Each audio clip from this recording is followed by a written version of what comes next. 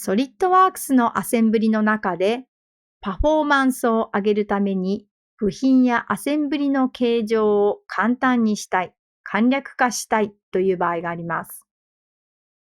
例えば、ここにモーターがついていますが、モーターは購入品なので、大体の形があればいいです。もし、部品の中に配置されている部品を省略したり、小さい部品を省略したい、形を簡単な形に変えたいといった場合には、これはデフィーチャーという機能を使うと便利です。では、モーターについて操作をするので、まずはモーターのファイルを開いていきます。こちらには小さな穴が開いていたり、出っ張りなどもいくつかありますが、これについて操作をしていきましょう。では、メニューのツール、デフィーチャーとします。ここでは形を簡略化するというのが目的なので、左側を選択して次へとしていきます。まずは省略したい部品を選ぶことができます。内部構成部品というところにチェックを入れると、この中にすっぽり入るような部品というのは省略することができます。また、小さい部品を自動で認識することもできます。アセンブリに対して何%以下の部品は省略するよといった形で選ぶことができます。反対に個別に指定したいという場合は、構成部品を選択にチェックを入れましょう。では、ここでは、この出っ張りの部品を選んでいきます。そしたら次へ進みます。この時点で省略される部品は表示されなくなります。見てみると、ここにあったネジは小さい部品として認識されましたし、自分で選んだこちらの出っ張りもなくすことができました。続いて、ステップ2、モーションという画面に移っています。仮にこのアセンブリの中で必要な動きがある場合には、その合致だけを残すことによって動きを再現することができます。ただ今回はこのモーターの中に動きありませんので、次へ進んでいきます。今度はステップ3ということで、保持という画面に来ました。この中で残したい形状があれば選ぶことができるのですが、今はちょっとどれになるのかわからないので、一旦次へ進んでみます。そうすると、とりあえずですね、自動で計算されたのはこのような形になります。開いていた小さな穴がなくなったり、形が省略されていることがわかります。この辺のね、穴もなくなっています。ただ、よく見てみると、今回使いたかったこの軸を入れる穴がですね、なくなってしまいました。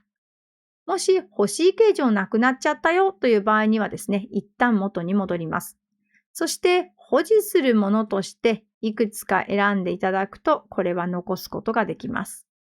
仮にこの状態にしてまた次へ進むと、もう一度計算されて穴は残すことができました。続いて次のステップが削除になります。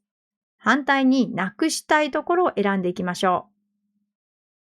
う。見てみると、この辺にくぼみとかがありますが、こういったものいりませんので、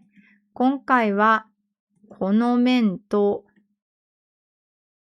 この辺の面をですね、削除する面として認識していきます。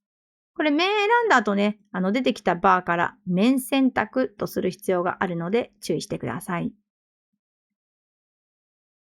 では、ここまで選んだら次へとしてみます。そうすると、こちらのくぼんだ形はなくなりました。もちろんね、面を選んでも計算しきれなかったりすると、これは残ったりしてしまいますが、一応それでちゃんと形が成り立つのであれば、残したいフィーチャー、残したい形状、それから削除したい形状というのは選ぶことができます。では、これで完了なので作成していきますが、ここではこのデフィーチャーした部品を新しく作成したいと思うので、新規ドキュメントとして保存にチェックを入れたら OK としてみます。名前をつけて保存します。今回はモーター組デフィーチャーということで保存してみます。そうすると右に開いているのが新しいファイルになりますが、アセンブリファイルはこちらは部品のファイルに置き換わりまして、そしてフィーチャーとしてはデフィーチャーしたよというデフィーチャーのフィーチャーができています。形としては先ほどの状態になります。あとは元々のアセンブリの中で使うものをこちらに置き換えればいいので、例えばこれを置き換えのコマンドを使って置き換えてください。今回はモーター組デフィーチャーの方に変更していきます。形状が変わっているので合致は残念ながら再現されませんが、出てきた合致エンティティコマンドを使って置き換えていただければ結構です。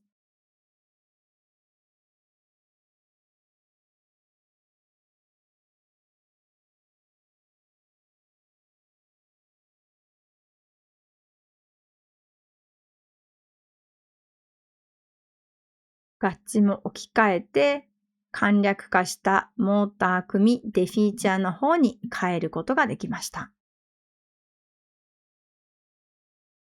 もしアセンブリのパフォーマンスを上げるために形状を簡略化したいという場合には、デフィーチャーというのも使ってみてください。